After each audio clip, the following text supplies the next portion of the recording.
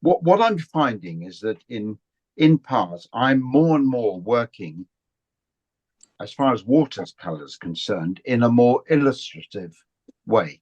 And I'd like to just show you a few images to explain what I mean by that, because it has a bearing on the image that we're using today.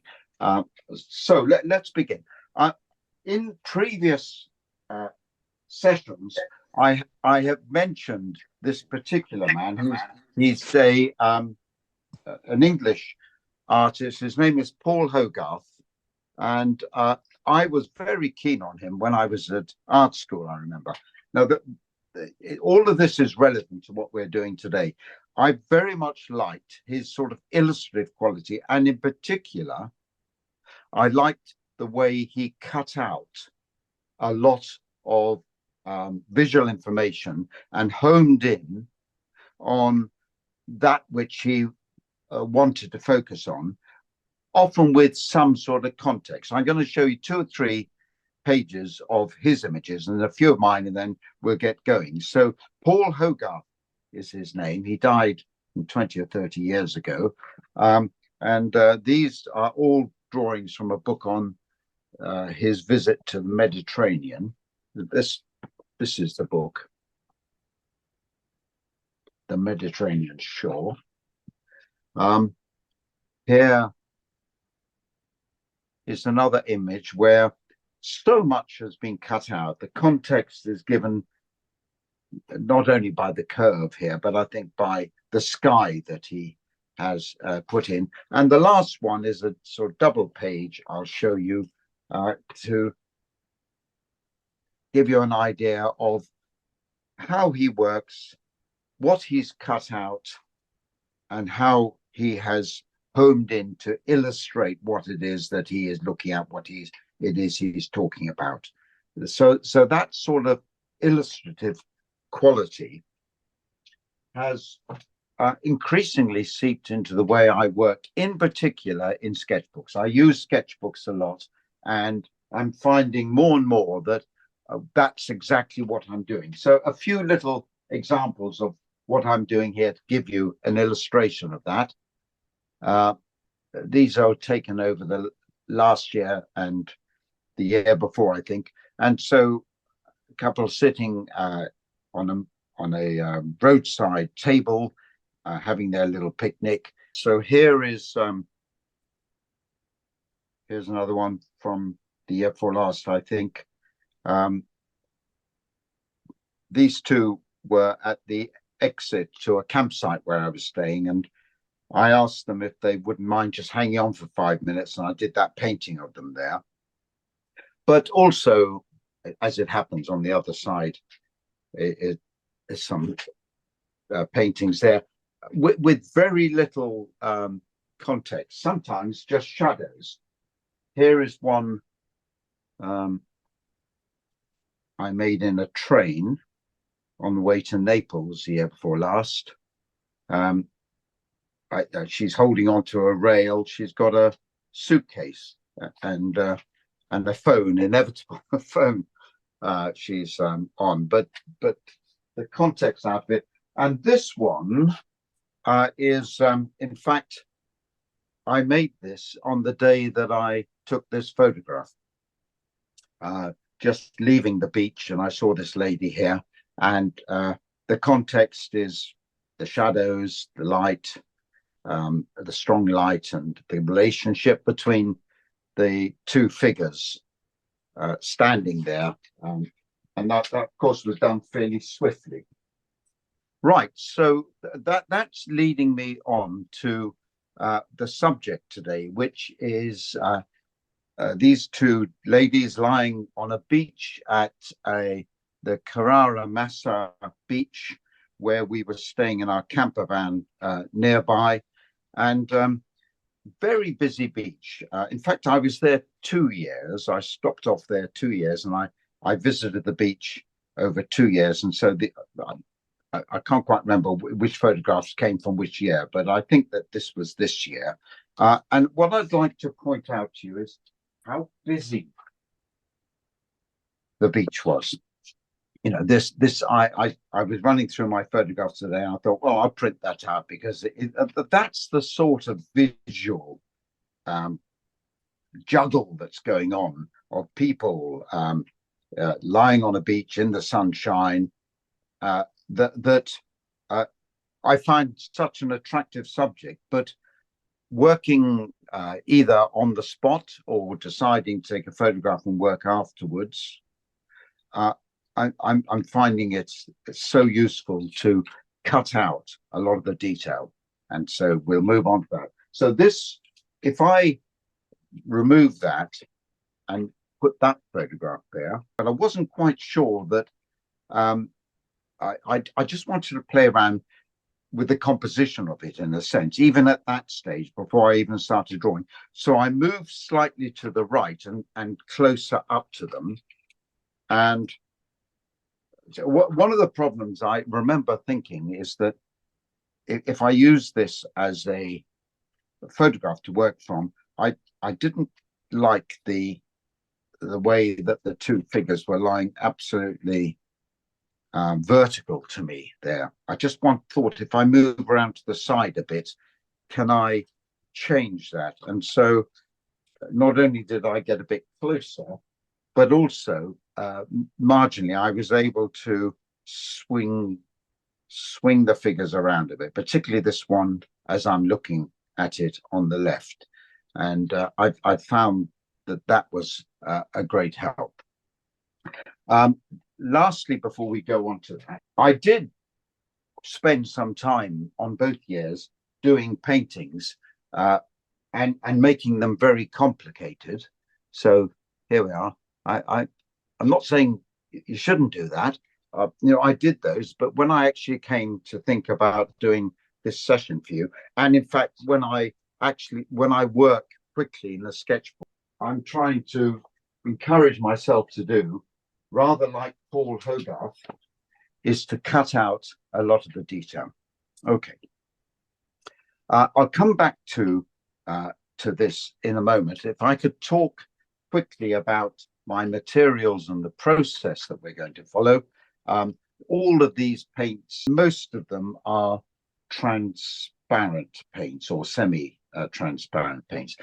I will talk about each of the colors and go through them all as the painting unfolds, so we don't spend a lot of time at that moment. The paper that I'm using, this sheet is Arches 300 grams, and its surface is not, so it's not very rough, it's not very smooth, it's between the two, and the size is about 14 by 11 inches, that sort of thing. It's a sheet of large paper that I get and I tear up into 4 and use 1/4 of it. And lastly, the brushes I'm using, which I will explain as I go along, are probably these brushes here, and I'll talk about those as I go along. Oh, one other thing which I will be using today, I've got a tube of white gouache paint here, and I will be using that. Okay, the process that I'll follow is splitting this painting up into 4 steps. The first step is a drawing step, which we're going to look at in a moment. The second one is a wash or washes. Then the third step is bringing more color and values into the painting, and the fifth step is finishing off with any details, usually dark or light details, but there is that going. Right, let's look at this subject in a little more detail. And I will move the photograph away just for a moment and show you the drawing that I've done. Now, I did ask that you come to this with a drawing attempted anyway, because there are some complications in this kind of a drawing. I'd spend a couple of minutes talking about those, and then we'll get on with the process. When I showed you this photograph, one of the reasons, I think maybe it was subconsciously in my mind, one of the reasons that I did move closer as well as to the right is because the figures were really very foreshortened. So in moving forward and coming over the top of the figures, I've helped to reduce that. But in any case, when dealing with foreshortening, I'd like to make one point to you, and it is this. Now, I've done a little drawing here of the figures, and this is based on that first photograph I showed you, where it is really quite foreshortened here. And I'd like to point out that what's happening is that the figure's going away from us here, and oddly, the bit that is nearest us, in other words, this lady's feet, are really quite large on the sheet of paper. And so if I can explain what I mean by that, if I measure, say, that area there, have you got it? I made a little measurement of what the feet take up here, a little bit less than that. Many of you will know this, but those of you who don't might be a bit surprised that, in fact, the feet take up about 2.5 or just over 2 times the body. So if I take that measurement of the feet and put it there, that's the first one. Just put my pen there, and then I bring it down here and put it here. That's the second one. So the feet take up about 3, just less than 3 times the whole of the picture, which is very weird, really, because if you draw someone standing up, the head normally goes into the body 6 or 7 times. So you will have found that I'm sure when you were doing your drawings, that this area here is surprisingly, the shoes here surprisingly take up a lot of the figures. And I've gone back to the original photograph to show why I moved forward and took a photograph more above the ladies. I hope that makes some sort of sense. Foreshortening is always an interesting concept when it comes to painting. The composition, well, I was thinking about the composition, as I mentioned, even when I took the photograph, but I've decided to simplify it right down to just put in what I have done here on the practice painting. I've decided just to, as a context, to put in the sea and nothing else. If you go back to those photographs I showed you at the start, there's teeming with people here. And if I just show you this photograph, okay, there's all sorts of things going on.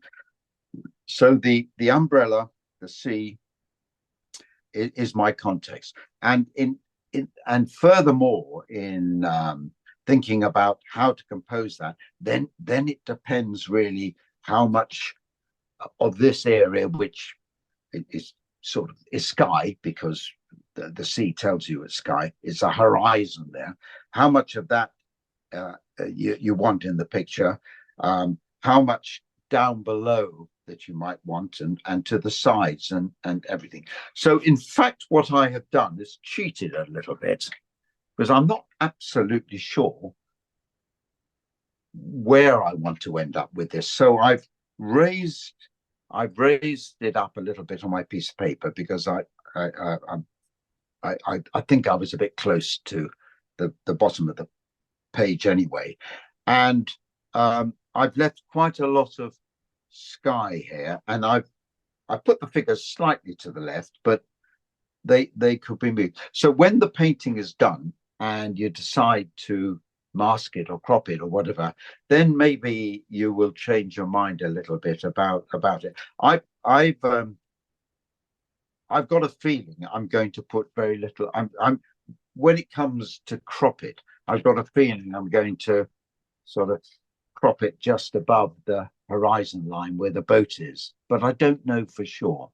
Okay, I don't mind whatever else you wish to put in. I don't mind if you decide not to put the sea in and use some other context. But I think so far I've been trying to explain how I've washed away, got rid of as much as I can to tell the story about these two ladies lying on a beach on a sunny day, looking out to the sea, and that being a horizon, but not needing to do it with lots of other people around. Think Paul Hogarth, think some of these quick sketches I showed you in my sketchbook. That's what I'm aiming to do today. I have drawn in the horizon, I've drawn in the edge, the beach and the water. And I think the only thing that I'm planning on doing differently from this is I'm planning on changing the color of the umbrella. I don't like that umbrella color. I actually quite like the green one was here, but when I was doing the practice, I thought, well, let's see what it looks like as a different color. So the next part of the process is the wash. And here, usually it can be done pretty quickly. And also, we need to dry it at the end of it so that we can move on from there. I'm looking at the very lightest colors that I can do. Well, I'm not doing the sky. I'm doing the sea. And of course, the very lightest colors there are the flickering light reflections that you get like so. I'm actually going to use this white gouache at the end to bring in the real whites here, even whiter than the paper I'm working on. I'm going to I'm not going to do anything on all the sand here. If you decide to do that, then that's fine, but I'm not going to do that. So I'm concentrating entirely on the umbrella and the ladies and the shoes and some shadows that I'm going to bring in. So there is a warmth here. I'm quite keen. I'll use a cool blue here just to help to contrast with the warmth here. So my wash is going to be a warm wash, and I think I can probably put it over everything. So it's going to be a very simple wash, this. A cool blue and a warm light being the lightest color that goes on there. So here we go. I'm going to use this big mop brush, which is squirrel hair, and it's real squirrel hair, but imitation is just as good. And the point is it holds lots of water. It will also go to quite a good point as well. So the color that I think I'll put on will be this raw sienna here. I have two very similar. I could use this color, which is yellow ochre, but raw sienna is a little bit more yellow. It's a little warmer than yellow ochre, and so I think I'll use that, and I will cover everything. Shoes, figures, towels, umbrella. I'll cover everything in that, and I'll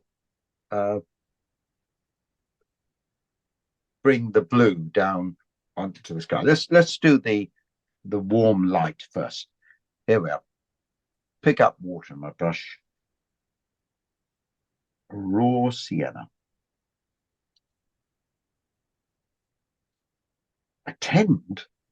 I always used to use raw sienna. In fact, someone's made some joke about never leaving home without it. But I tend now to use yellow ochre much more. But for this, I think raw sienna. Now, that's a bit dirty. Let's clean that up a bit. So here we are, yellow raw sienna. And I'm going to put that down my umbrella. Yeah. My figures. I know they're going to have all sorts of other colors and shadows on them, but I'll put it down on my figures. On the towels. I can sweep it across really.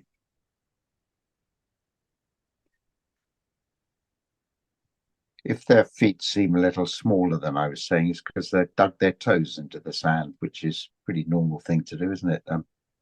When you're lying on the beach.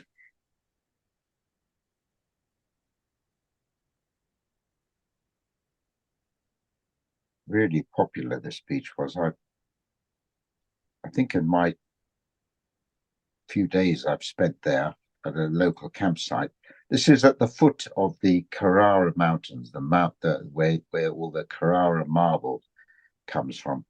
But I was able to walk down there pretty quickly, and I made several visits there, taking photographs, painting, that sort of thing. So if you wanted it to be lighter at all, I'm not sure why I would, but you can damp it out with a rag, but it will dry lighter anyway.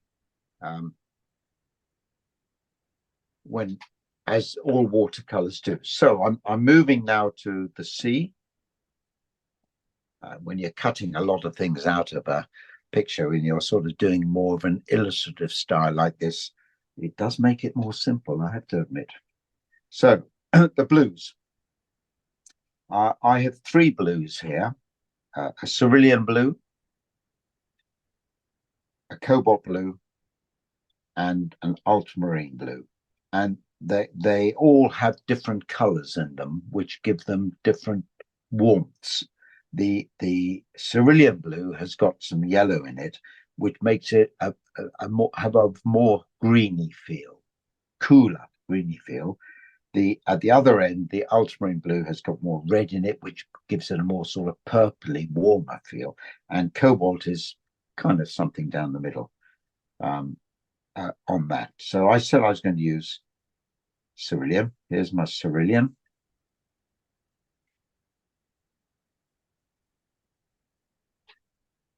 And put this in.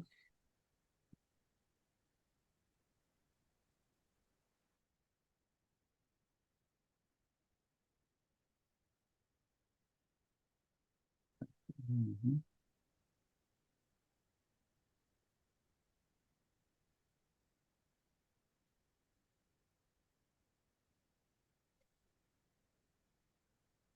Around the umbrella, down to the shoreline, into the beach.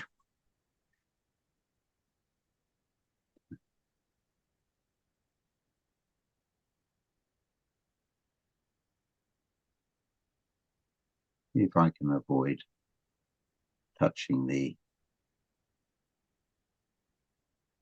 it shouldn't be a problem.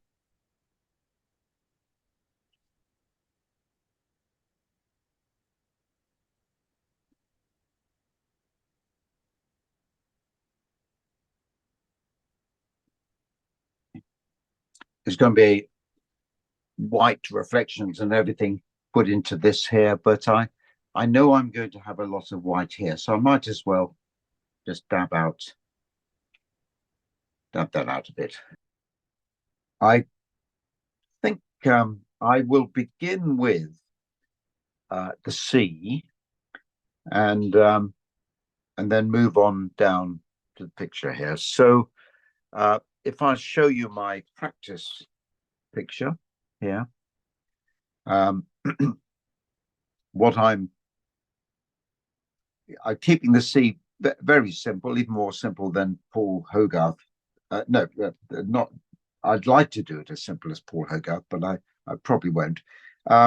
I'm going to bring a darker blue onto it and use the light cerulean blue that shows through to play with that.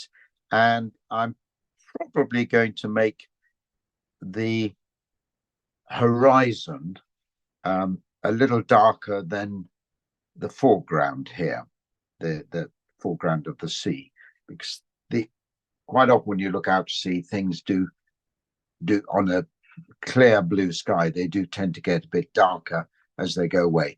And any movement in the waves, it's a fairly still day I'm painting here.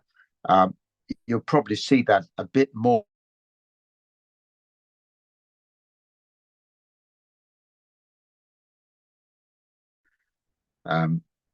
showing distance.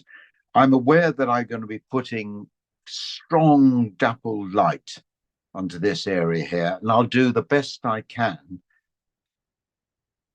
with what I'm going to do painting now, but I'm going to use this white gouache to bring it on. And I'll use the gouache more than I've done in most paintings. Okay, so let's go back to it.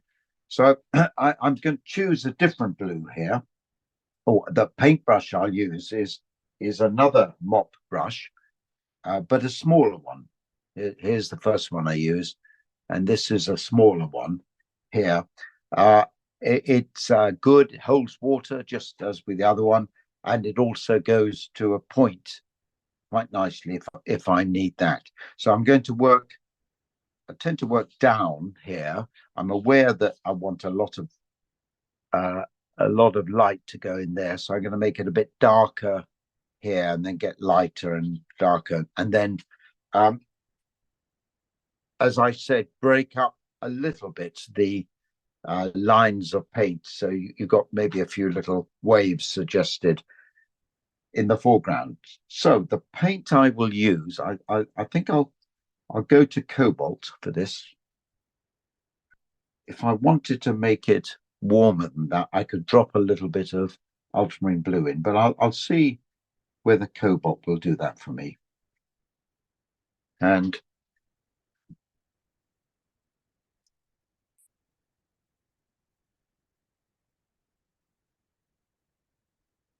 take it along the horizon.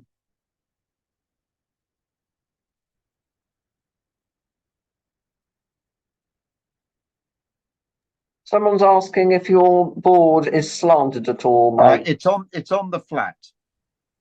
I when I'm painting on my own, I nearly always have things upright, but I'm keeping it on the flat here. Now I'm just adding a bit of water to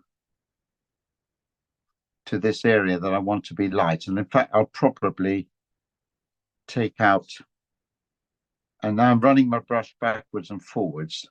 In fact, I'll probably take out some of that whilst it's wet, just with a paper tissue. Let's cobalt blue, just and remember I said that as it goes away from you, I've flattened it out, but I'm coming in here. You can make it as choppy as you like, but I'm making it relatively flat. So I'm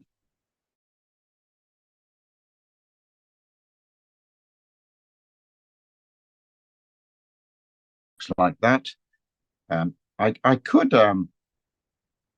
I could play around and add a little bit of color to this, a little bit of yellow, bring something slightly green, maybe up closer, but I'm not going to. I'm just keeping this real simple. I don't think Paul Hogarth would have done it. So we've got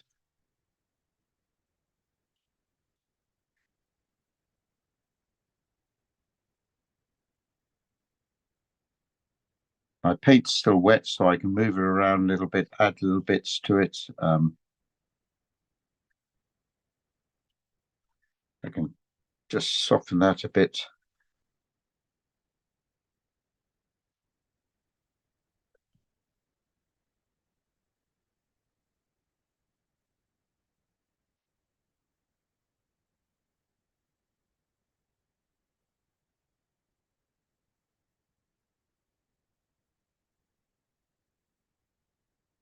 And I'm keeping my fingers crossed that the white gouache is going to make that very sparkly a little bit later on. Okay, let's call that a day with that one. So I'm not going to do anything more to that. Nothing more to that, I think, until I come back to my white gouache. I think, was it the last online thing I did here, or we had a couple of girls drawing by the sea, and there we were doing quite a bit more to make the sea look like the sea. But here, with in keeping with the sort of more illustrative quality that I'm working on, I'm happy that that's as far as I want to go with that.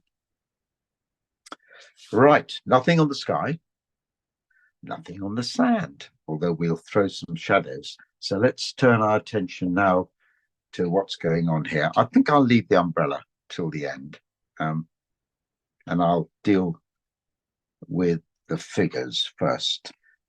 They are mostly covered in shadow, quite rightly so, because the umbrella is there casting a shadow, and that's to keep them cool. But I will bring the shadow in. The way I'll paint it is I'll bring the shadow in later on. So I'm going to paint them as if there are no shadows on them, and then we'll come in and do the shadows. Having put this raw sienna on, I'm going to mix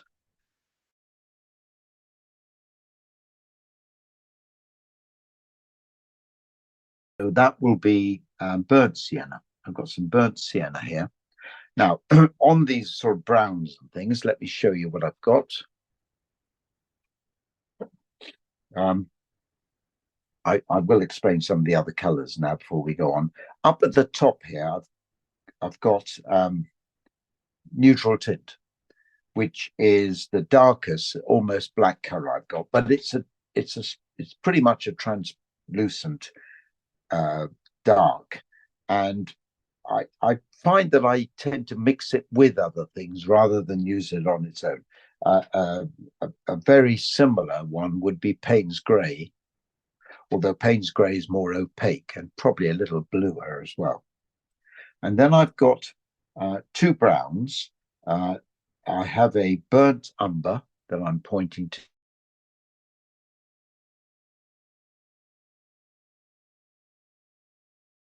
I have a raw umber. The burnt umber has got more red in it. The raw umber's got more blue in it, a cooler one. Then there is this burnt sienna, which has got quite a lot of red in it, and I'm going to be using that when I come on to these figures in a moment. So let's use that, and then I can explain some of the other colors when we do some other things. So this is burnt sienna. You see the colors. It's quite red, very light red, light reddy brown, if you like. So let's put in that on the figures, and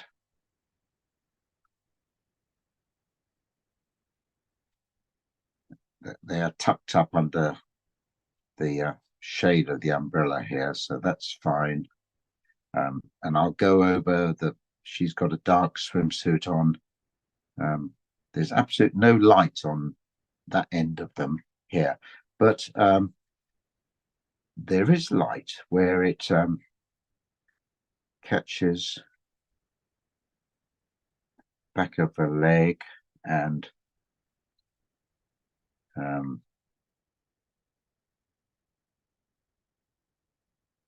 that's hidden, and you've got some light. Now, this is her calf here, and I want to just soften the round to suggest the roundness. They're both quite well covered ladies, these. So if I can maybe Maybe you can do this a number of ways. I've just cleaned my brush out and it's got a little bit of water on it. Let's just soften that a little bit. Yeah, on that one. And go back to dealing with her. I'm just using burnt sienna for this one, and I'll bring that down. And also I've got the shadow that I will eventually bring down onto the figures from the umbrella will emphasize this more. But I've got also I'm trying to make sure that there's going to be a good strong shadow light on her calves. And there I've got those, and I'll do the same for the other lady. They've both got a similar good tan. And I'm happy to go over things, although they've got dark hair. I'm happy to go over that. I'm going to give her this blue bikini she's got on, so maybe I won't put this over that blue bikini.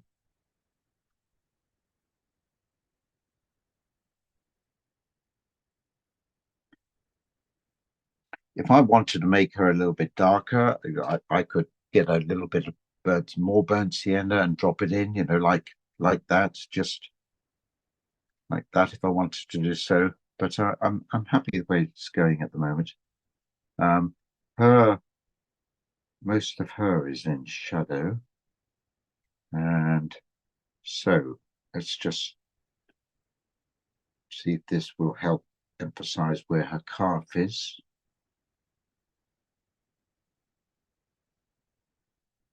And she's got a shadow that runs down here, and again, if I wanted to soften that, I could do that.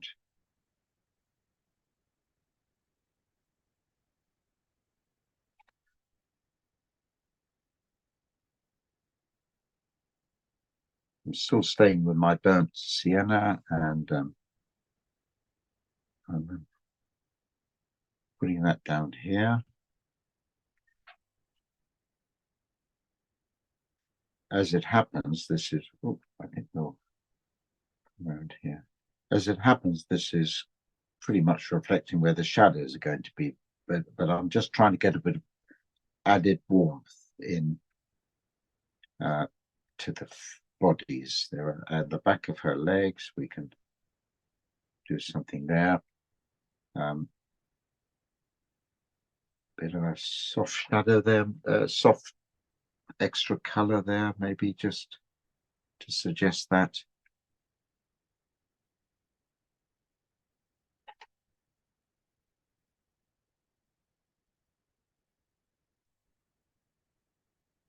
Okay.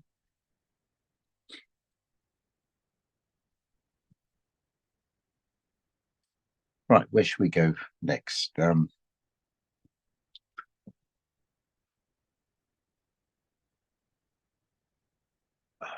I'm just going to give it a bit of interest, a little bit like the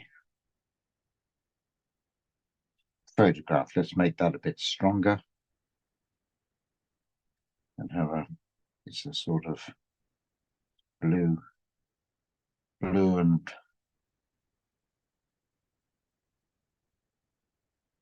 red, and got different sort of colors in it. It's got a really nice highlight on it, so I might just do that. Let's pick up a little bit of red. I've got two reds here, a crimson and a this is called Windsor red, but it's a more orangey red. The thing about this one, the crimson, alizarin crimson, it's got blue in it, which makes it slightly purpley, and this one has got some yellow in it, which makes it slightly orangey. all colours have got other colours in them. So which let's have a mixture of the two, something like that, and put some colours in here.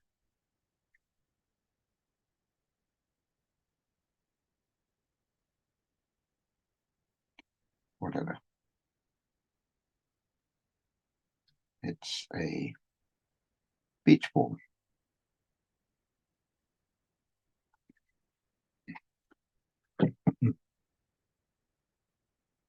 The surfaces that they're lying on, let's put something down on that.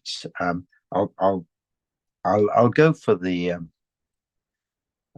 you can see in my practice painting I've sort of gone for a lilac color and then a sort of more reddy color underneath the other lady. So let's get a lilac. I've got I can mix that. You can, if you want to mix a sort of lilac color, then mix a little bit of ultramarine blue.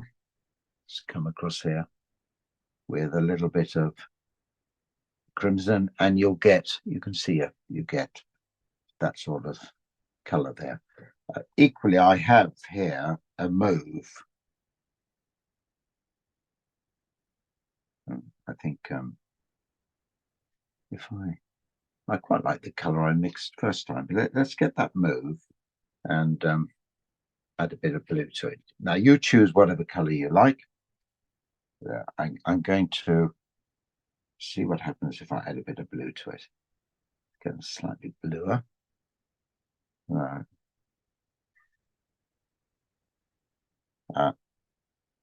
All sorts on these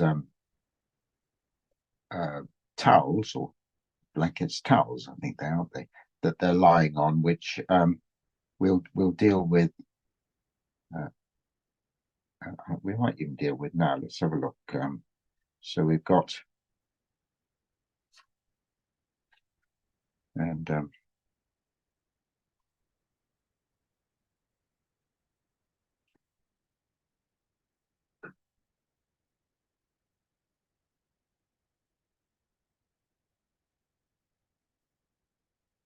she's lying on that sort of a towel.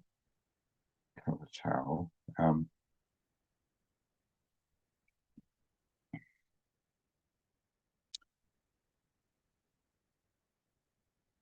So let's go to the lady next door. You can do multicolors, you can do whatever it is, but I'm going to I'm going to go to my ultramarine, my alizarin red, and see whether, how does that go? She's lying on a red one.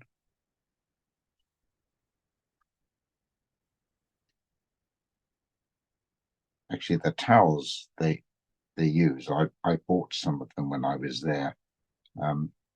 Very lightweight towels, and they're great on the beach. I'm sure some of you know about them, but they don't take out nearly as much room as some of the towels, the heavier towels that you can take onto a beach, and they do just as good a job of drying you. So we've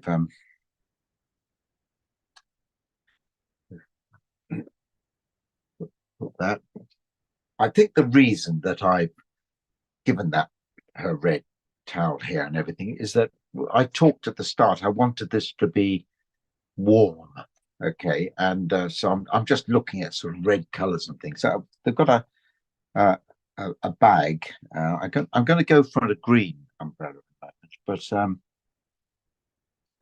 we'll deal with a bag in a moment. I can't quite think what color to put there. So let's move on, and I'll give this lady a light blue bikini, the one on the right. Let's put that on.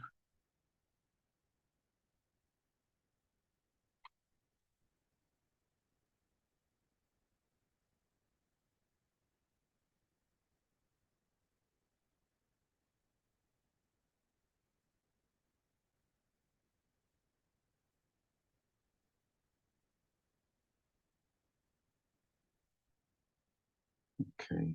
I'm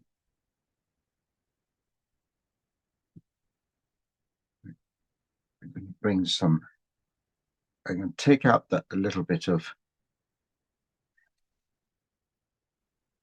that blue color there, just so I can show some. It's quite nice that little bit of light at the top of the bikini bottom. Let's just see what that does. I just took it out with the edge of a tissue, and this lady, I'm going to put.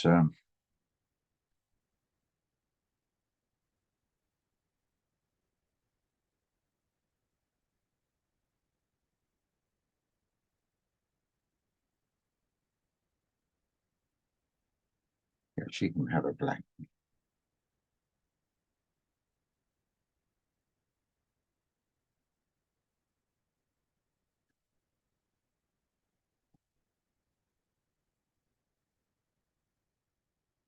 I'm not quite sure where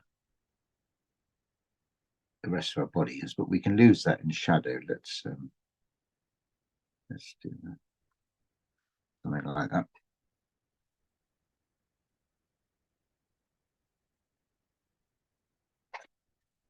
And I'll use that color for their hair.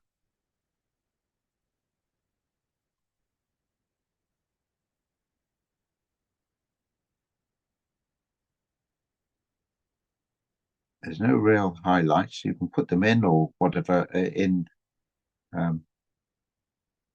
these figures, because they've hidden themselves wisely in the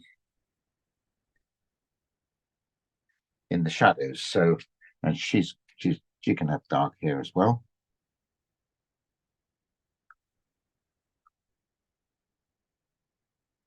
So this little wash brush is pretty good. You can bend it as well to get even more points, but it's that's pretty good. So do I want that? Okay, if I want that, I think I'm going to make their hair a little bit darker. So the paint is still wet on the paper where their hair is. So I'll pick up some stronger light neutral tint, and I'll just drop it in here. Get rid of the water and just let it paint itself. That's what watercolors are really good at. So a bit of that. I'm going to drop a bit also down here. There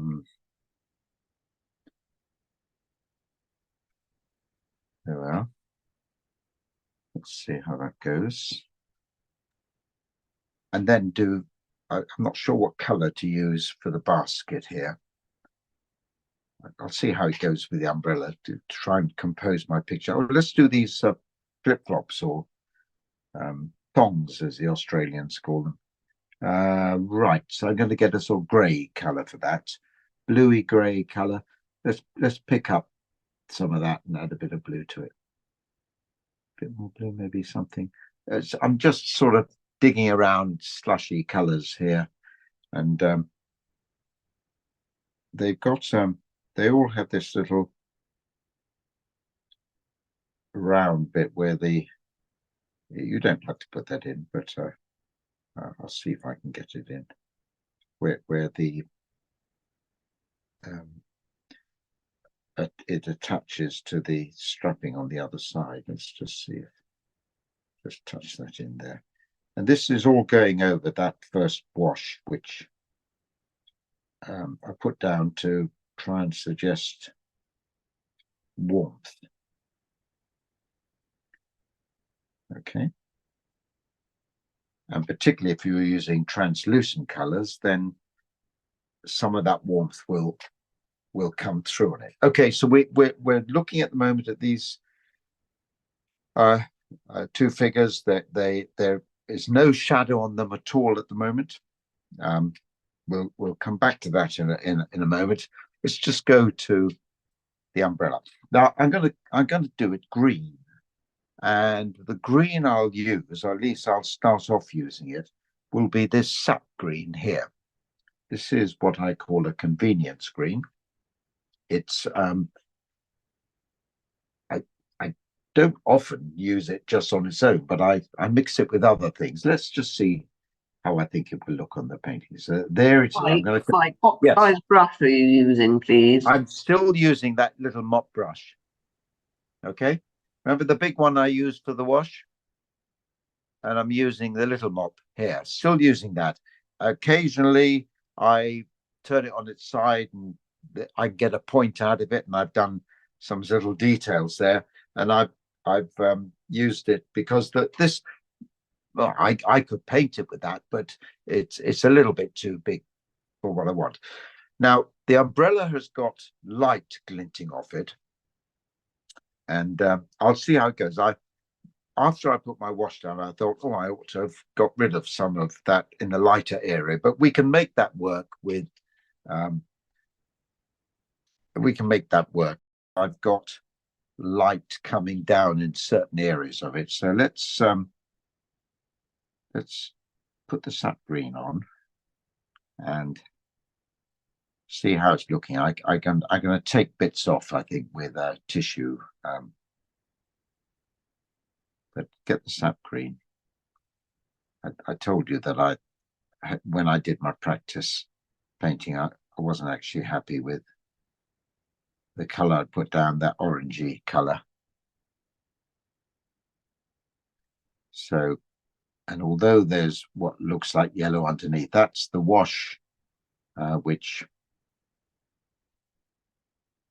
was giving the light coming through. Now, if I just do that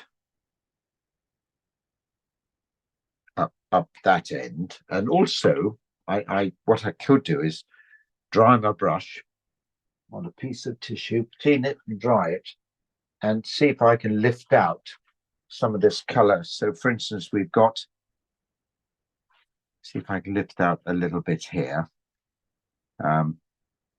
Maybe down there, and a bit down here, or go to my tissue and do that a little bit up there, maybe. Okay, I've just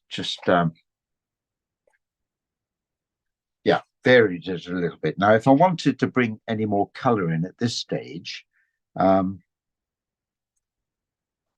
I could do that by, if I wanted to darken it in some way. Do I want to do? Yeah, okay, I'll darken it a little bit. So let's go to my sap green here and add a little bit of cobalt, maybe. Let's see what happens if I do that. Okay, it's all quite wet here, so let's pop that in.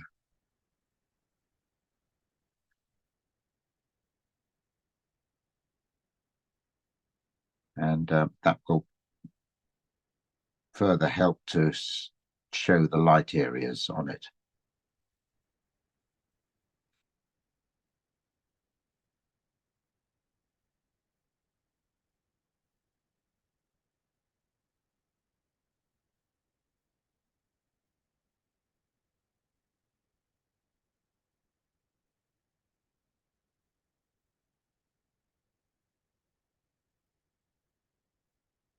Okay. There was a bit like sort of putting a darker blue over the sea that I did earlier. Here we are. That's just given a little more interest to the umbrella. We're going to just look at some shadows. What color shall I make the bag? Green? Yeah, I'm gonna go for green. So I go back to my sap green, and let's put it on and then see what happens.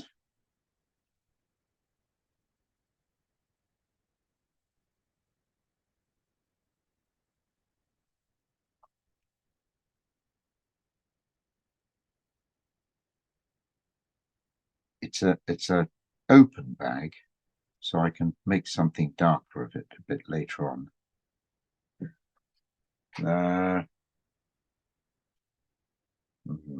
Okay. Well, fair enough. We'll leave that. It's going to have shadow over it, so it's going to look quite different anyway. Right. Now, I wonder how you're all getting on at this stage, because I'm going to turn my attention to some shadows now to finish this stage off. Let me just see. And rather than ask you all to say whether you're ready or not, how are we doing? We're doing all right for time. I'm just going to give you a little bit of time to catch up if you need to do so. And then I'm going to bring in some shadows on the towels.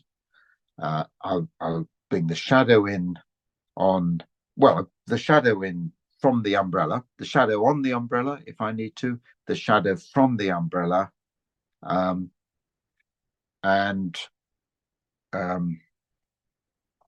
I'll decide what I want to do with a suggestion of shadows for the beach. I mean, you might like to, I did wonder whether you might like to put a few shadows in here to suggest the churned up sand, but I'm not going to do that. But I can imagine that might be quite an interesting thing to do. It will give the context to the fact that there's lots and lots of marks and shadows made in the sand. But maybe I can do that with the shadows that are cast by the feet, and we'll see. Right, so how am I doing? My bag is quite wet. I'm just going to dry that. Give me one moment, and then I'll move on.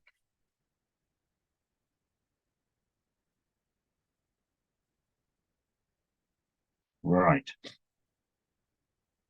A shadow. Now, I want this area to feel, I want to feel the warmth of the light on the bits where the sunshine is, and I can achieve that quite a lot by making the shaded areas a bit cooler, so you get that sort of contrast, warm and cool. A lot of the shadows in here have, if I show you the photograph, have got some quite dark bits in it, you know, between their thighs, underneath the towel, some really dark bits underneath the flip-flops here, and one or two areas which are darker than the others. So I'm going to worry about that right at the end, just as I'm going to bring in the light right at the end. What I want to do now is some kind of a uniform shadow that's on the umbrella that's cast here. So the color I'm going to use, I want a cool, slightly bluey color here. So I'm going to take cobalt as my blue. I think cerulean there'd be too much yellow in cerulean, and I'm not sure what that's going to give me. So I've got something blue, but it's too blue for my shadow. Bear in mind that this is a semi-opaque paint, so if I put this on here on these warm colors, it's going to visually it's going to be like adding some of that color to it anyway. So I don't want to make it too dark. So if I let's just try a touch of burnt sienna. Now that's sort of graded down a bit. Maybe that's what I'm looking at. It's only a little bit I put on there. I'm going to put some more water in here. So I'm looking at cobalt blue, and I've just put a little bit of burnt sienna, the color we actually used on the figures after the wash. A bit more maybe. I don't want, if I put too much of that, it's going to start to go brown. All right, well, let's play around with that on the umbrella first, and then we'll bring it down here. So the light is coming down as you can see from all the sparkles here, it's above us pretty much. It's giving us some light patches on the umbrella. If you go squinty-eyed and you look at the umbrella, it's got a certain amount of shadow in it as well, but it's quite soft. It's not as strong shadows as it is here. So it could well be that I'll put these shadows in, but I might water them down and make them softer. Let's just see what we get out of that. There's some sort of a cast shadow there, and if we bring that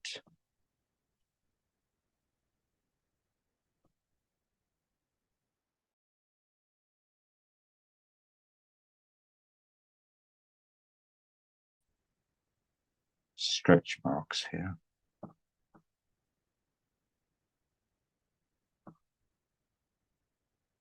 At the moment, there's some quite hard edges on the paint I'm putting down, but I can soften that because it's still wet on the paper, so I can soften that. Just a moment. Let's clean my brush, get some of the water off, and see if I can soften that with. There's a little bit of water on my brush, but I'll take that up to some of the edges and see if I can soften that a bit.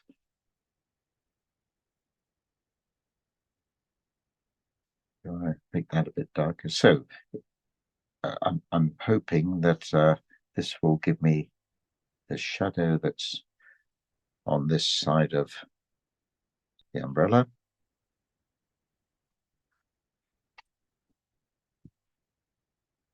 Yeah, let's leave that and then go back to this shadow. I'm going to stay with the same shadow, a bit of cobalt and a tiny bit of burnt sienna. And now this comes down, includes everything, and if you go squinty-eyed, we've just got the legs sticking out. Some of the towel, the ball catches some of the light, but we can take this down here. So I can take it all over let's bring it down here. So this brush, a wash brush, is I've just been able to get a sharp bit to it here, and I'll take that down there, take it over these ladies here. See how it goes. It's quite uniform at the moment. We bring it down.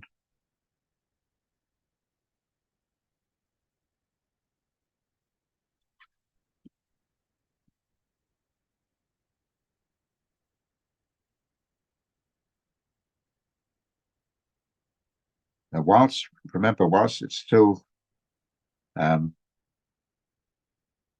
wet on the paper, you're able to manipulate it really easily.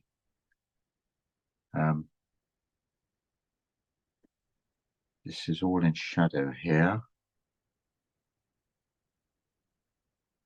Again, there's a softness, so I'll try and soften the edge of that a bit.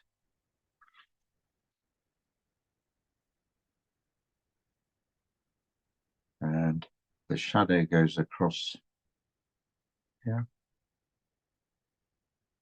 And I think maybe it would have been a good idea to have done that towel before I did this, but never mind. What about the towel? I just need to mix up a little bit more. And that shadow goes here, it goes under the towel. There's a little bit of a gap showing through.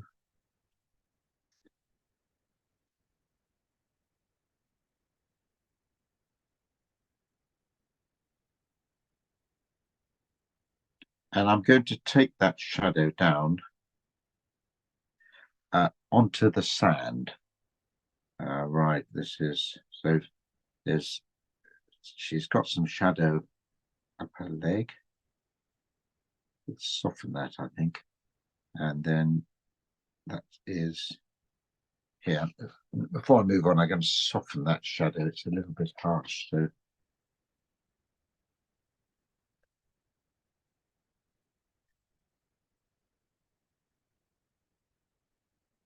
and then look at the sand. So this is going to be my simple statement of all the type of surface that they're lying on. It's going to sort of come down here a bit and carry on from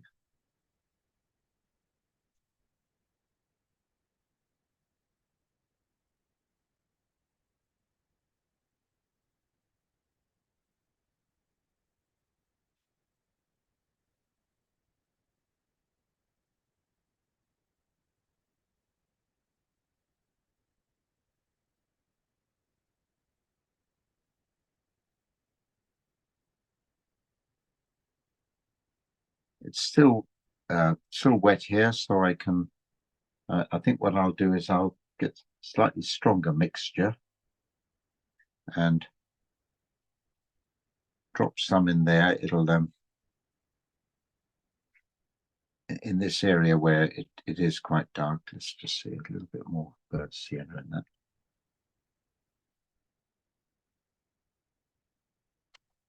That paint itself, and also between the thighs, and there's a no, it's a bit wet, so I think I'll come back to that in a moment.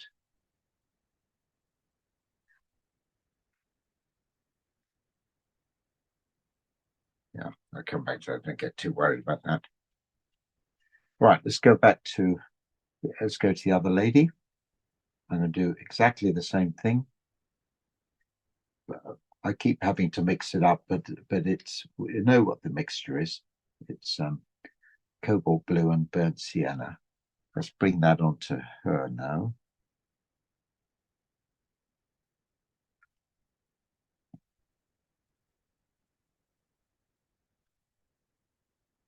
She's all covered in shadow as well.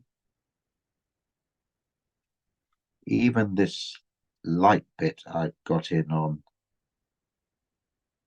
her bikini is in shadow. So let's take that down to here.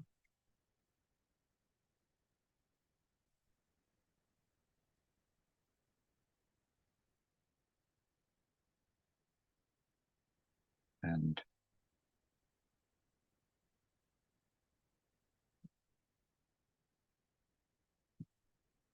I think this shadow color looks a bit dark in the other one, but that's won't worry about that too much.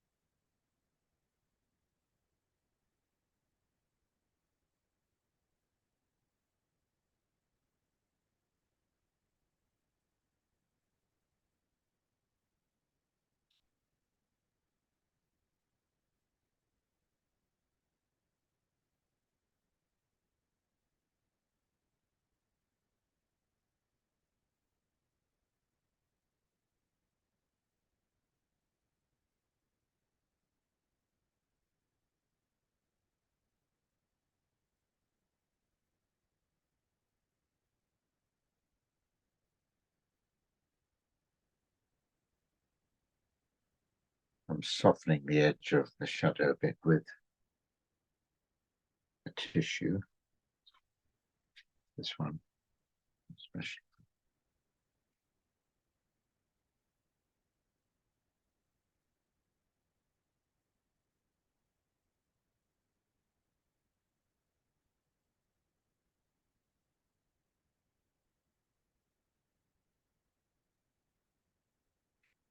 and bringing some shadows from that onto the sand, and also under some little bits of the towel. See if that can help us suggest the folds.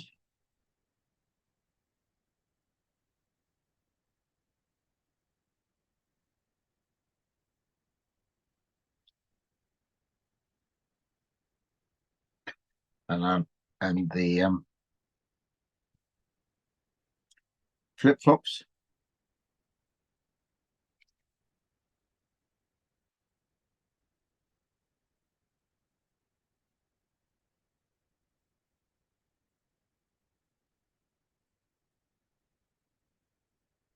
Again, suggesting maybe a little bit of the undulations in the sand.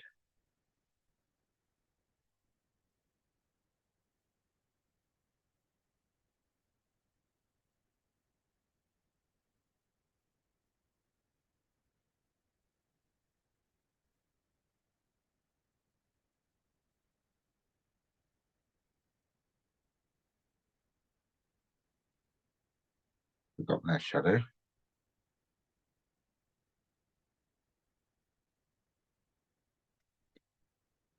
Now I'm going to go to these towels. Actually, think about it. I should have done this before, but it doesn't matter.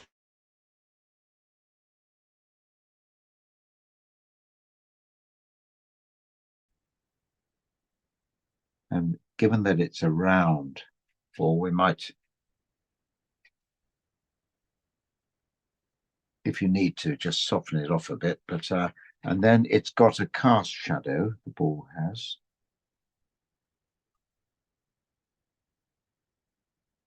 I can put a few shadows on the towel. Let's see how that goes. Right. If you can sort of make the shadows a little jagged, then that will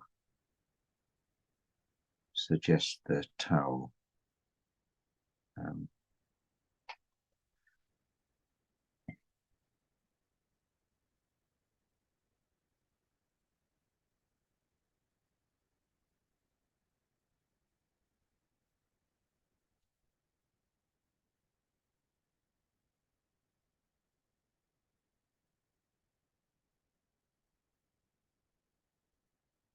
Well, good luck with making all these little folds, but we got some more cast shadow from the umbrella, so let's just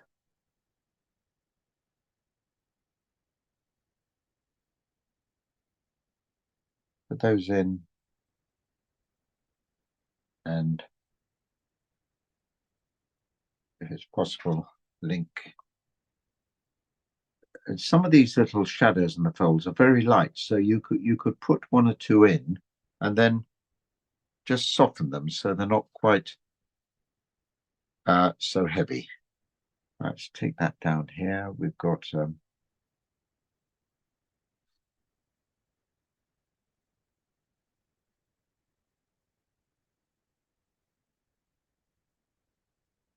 just sort of very slight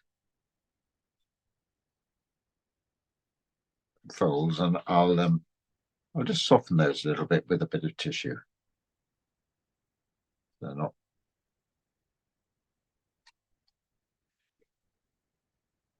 And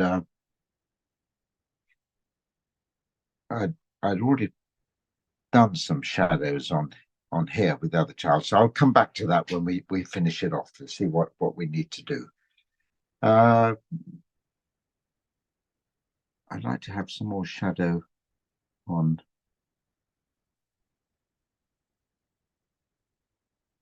the basket,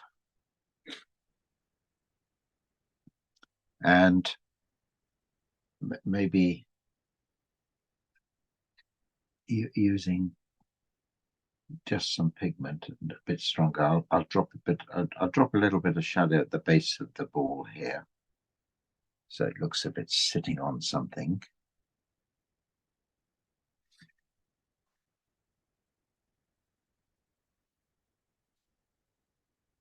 Right, we're just, okay, we're 25 minutes away. So that's where I've got to with this stage. The next thing I'm going to do in a moment is come in and do any details, which will be the light on here, any reflected light that I can bring on with white, the white paint, and also any extra little darker bits I want to make here as well. All right. Okay.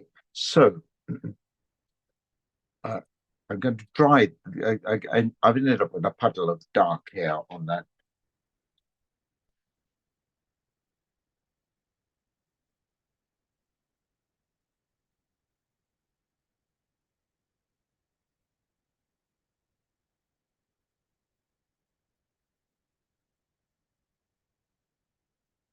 This is the last stage. I'm going around and putting one or two little accents and one or two mostly dark areas. But in this case, this particular painting, I'm going to do quite a lot with the light. So I'm going to start off with dark here, and here I'm going to mix a dark color. I'll go to my ultramarine blue.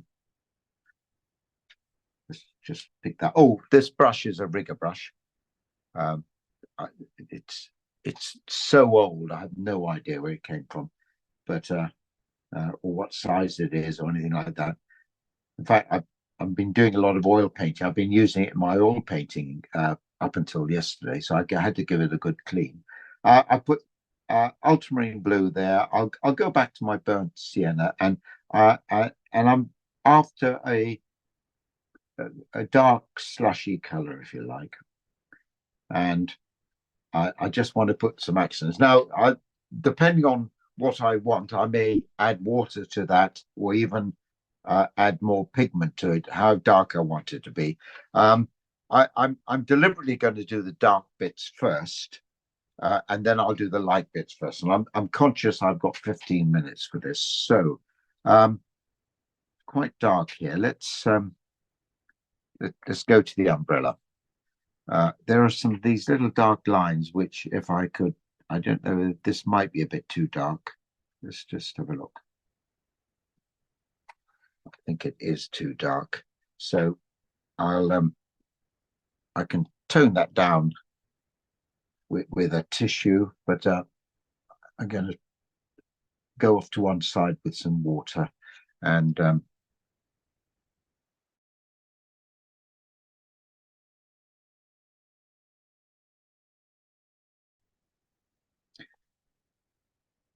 put in one or two little things here, which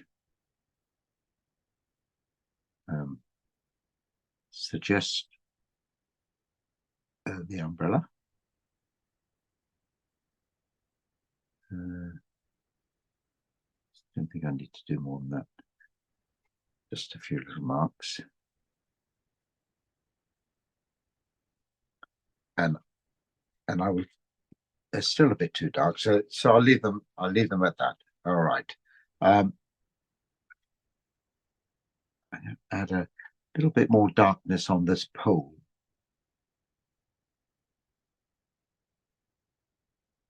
I think it could do that. And the bag area, in fact, I'm bringing a little bit of neutral tint into it. If I do that, I might suggest it's opened. Something like that. Okay. Do I want to?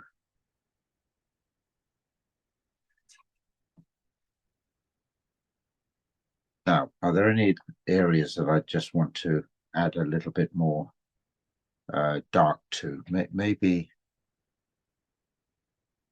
here, the bottom. So I don't want to overcook that. So I've popped that in. I'll put a little bit of water there, and let's stay with her for a moment. I think also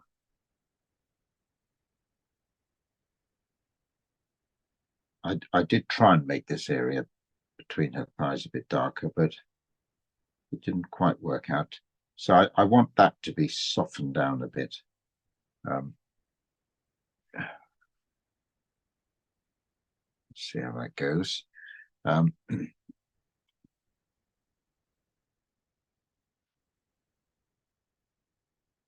By using something quite dark just under here, I can suggest the folds a wee bit more.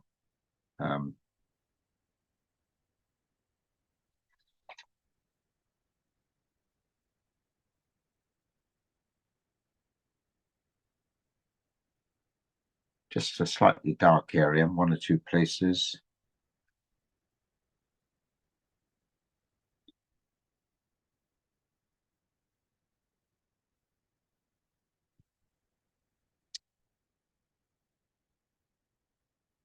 I'll make her arm a bit darker there. Run some water up.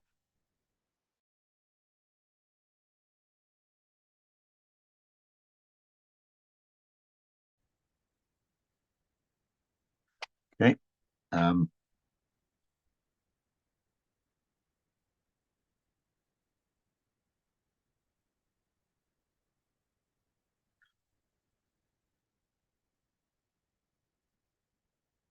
And do I want to? I'll bring in something a bit darker where her two thighs are meeting, and but again I want to soften it. Going back to my dark sludgy color, which was ultramarine blue and burnt sienna and little neutral tint. Let's bring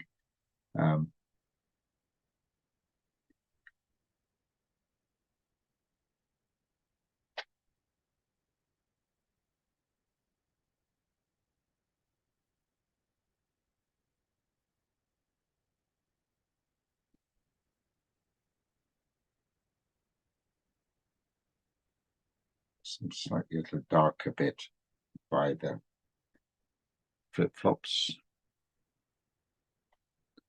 just to accentuate those. And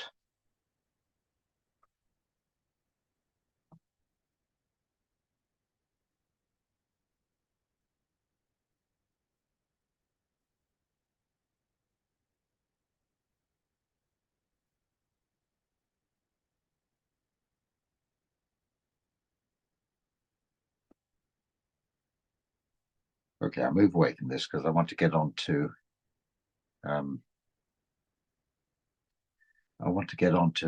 the sea, and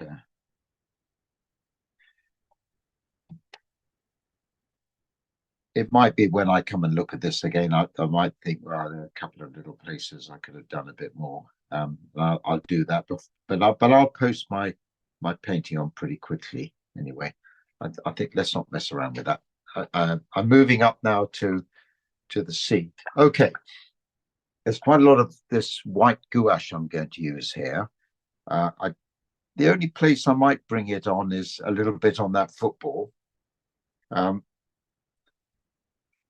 using the rigger brush here, and there is one thing I need to put in, isn't there? Once I got the darks out, boat on the horizon. Where should we put it?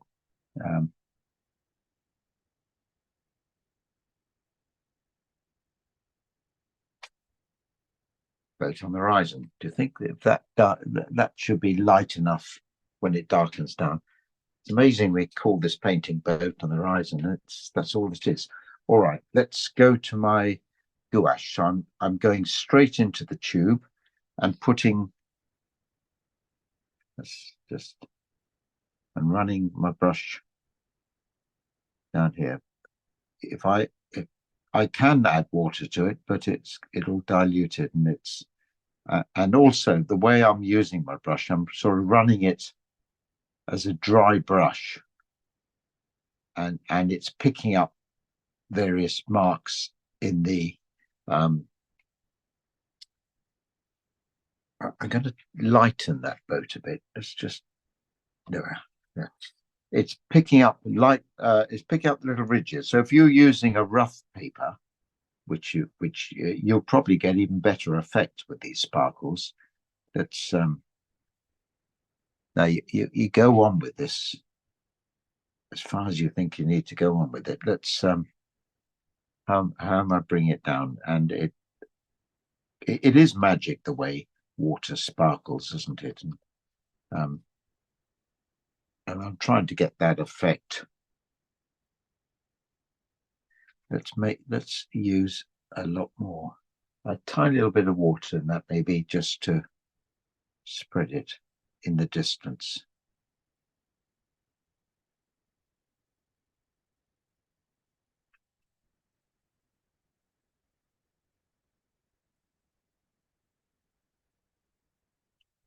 And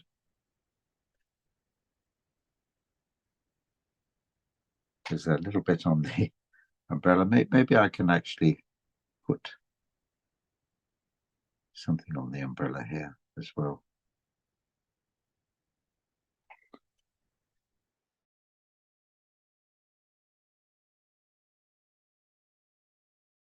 Use it very sparingly, but I do need to make some marks here.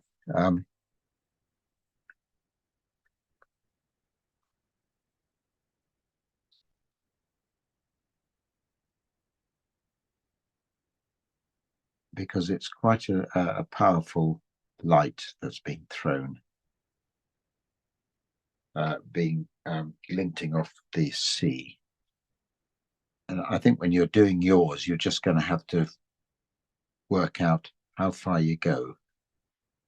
This is watercolor paint I'm using. It's gouache, and it's solvent in water. It's just that it's very opaque.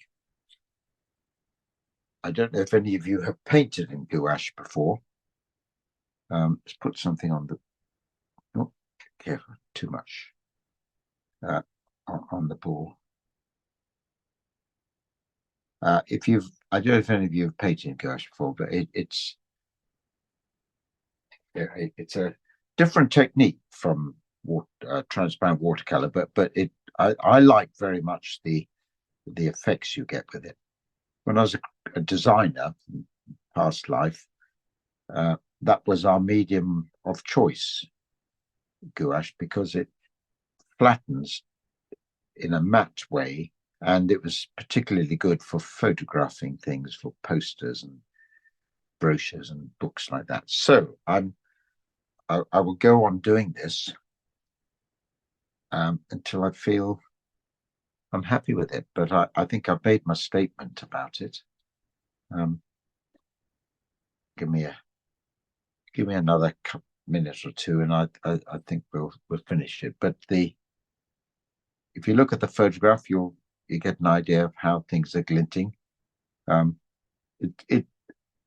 of the things that would help is if we had some figures down on the beachfront here, because the darkness of those, the silhouetted figures that they would help to give the impression, would enhance the impression of the, well, we haven't got that because we've decided to cut out with that, but I don't know if you know what I'm talking about. The silhouetted figures against it will enhance the glittering, dazzling white light. So, but I think this is giving it plenty of context. And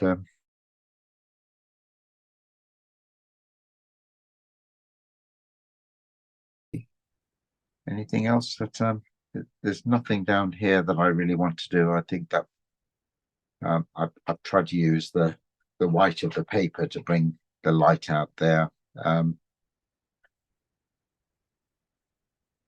Yeah, I don't want to go overboard on the umbrella. few little sparkles on this side, maybe.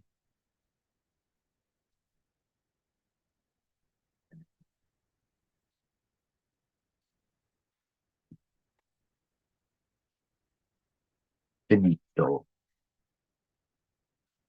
And just under 5 minutes to go, Lois. Right, everybody. That's the painting. I started off by saying we're looking at a sort of illustrative quality in producing this painting, showing you examples of